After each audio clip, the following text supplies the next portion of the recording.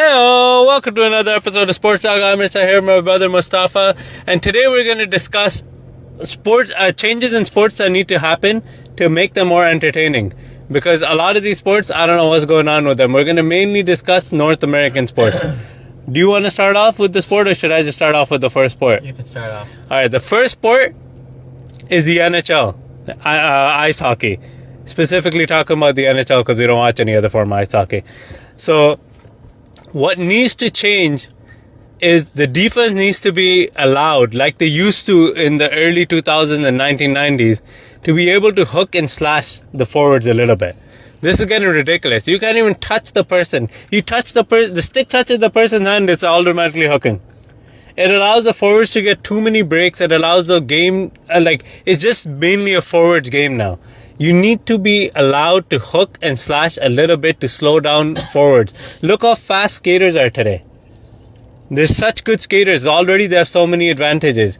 To slow down someone at the level of Auston Matthews or Connor McDavid, you need to be able to hook and slash them a bit. Which is the hockey we grew up watching. So maybe we're biased, but that needs to come back. Yeah, I totally agree with that rule. And it's not slashing and hooking to an extent of injury. Like just a little tap here, a little hook there, like they used to back in the day. I don't think completely go back to the old rules where you're allowed to hit in the middle of the ice, head down, and stuff like that, because that causes a lot of concussions. And nowadays they're more strict on those rules, but I think this needs to change for sure. Yeah, it's a little too light. I'm not talking about slashing wrists like Crosby did to Claude Giroux and got him his whole career ended, or Scott Stevens hitting Lindros and ending his career, or Paul Kariya's career. We're not talking about hits like that. We're not talking about hooking and slashing like that. I'm talking about just enough so you can slow down a forward that's clearly coming in with way too much speed because it's faster than they've ever been. So the next sport I'm going to talk about is the NFL. So the two things that the NFL is even worse. There's two things that really basically the list is going to go from what we think is the lightest things that need to change. So the NHL, then it's going to get what we think is even more important to change. Second is the NFL. Nothing gets on my nerves more than a quarterback being able to run and break free because the defenseman can't hit him. The linesman can't hit him, the cornerbacks can't hit him, anybody rushing in, the pass rushers can't hit him. Like, why? Why can nobody hit this person? Well, they can hit him, but they can't hit him hard. Yeah, but what does that do that allows the quarterback to make runs? Yeah, I know. I remember them calling so many penalties when they used to drive the quarterback to the ground. There was a specific name for that penalty. Yeah, I forget what that was. And Tom Brady also mentioned that he didn't like it either because if you get to the quarterback, you should be able to hit him just like any other running back receiver. Like, why can't you hit the quarterback? If he's out of pocket and you reach him, you should be able to hit him as hard as you want, as long as it's legal, not to the head. Yeah, legal hits, blindside hits, legal hits though. But they have a clear blindside hit and they don't drive the quarterback in. And what does that do? That prevents that stops the defenseman from hitting him, allows the quarterback to get room, and then they end up breaking out and making throws like Patrick Mahomes does. There won't be, I'm not taking anything from Patrick Mahomes, but it'd be much harder to do what he's doing if you change the rule back to being able to hit the quarterback like they used to. Yep, I agree with that. Are we done with football, or you got one more? Another one with the NFL. Allow hand checking against the receivers. Like, come on. This is ridiculous. Like, you need to allow some more hand checking, some more... I'm not talking about pull the jerseys and get... Those are always been flags. I'm talking about how it used to be. Cornerbacks and safeties have a tough time guarding these receivers because they can't even touch them.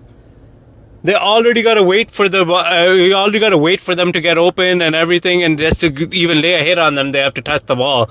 It's ridiculous. Like, allow some hand checking and allow some tugs and pull from the defensive end, so you make it harder for receivers to get catches. Like how football used to be. Take it back to what it used to be. Oh man, you're just hating, eh? No, it's just too much. Okay, it's too much. We're gonna move on to the next. Too high. We're gonna move on to the next. Are you gonna keep basketball or I'm gonna spoil it a bit. Basketball or MMA for the end? We're gonna go MMA first, basketball at the end. The basketball is the worst one. Alright, so MMA. We're talking about Specifically UFC. UFC, because one championship is different rules, and there's other promotions that might have different rules. But you can't kick a grounded opponent to the head, or you can knee with both knees down. They changed the rule a little bit to allow, I think, knee with one knee down. Yeah. But if you have both knees down, you can't knee the guy in the head.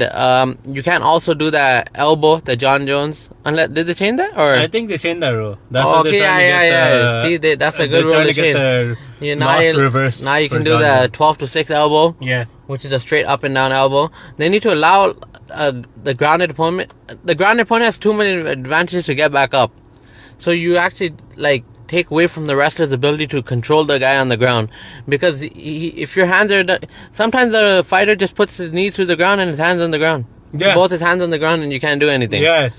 That rule needs to change. I like to see the Pride soccer kicks come back. What made Shogun Rua famous? What made Wanderlei Silva famous? You need to see the soccer kicks to the face. I know it's brutal. I understand, but it will allow for more finishing. I mean, the sport of MMA is brutal to begin with. So what are we really talking about? Just like the 12 to 9 elbow made no sense. 12 to 6 elbow made no sense.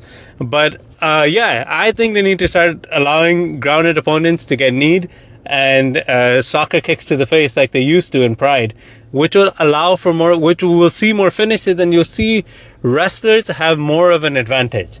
And that's a good thing to see. Yeah, another rule change Joe Rogan brought up actually on his podcast. I'm not completely sure about this, but it's based on if the round ends and the wrestler or the person on top is on top, continue them at the same position. Don't stand up to fight again. But I don't completely agree with that rule, because cross-sniffing fights are the most fun.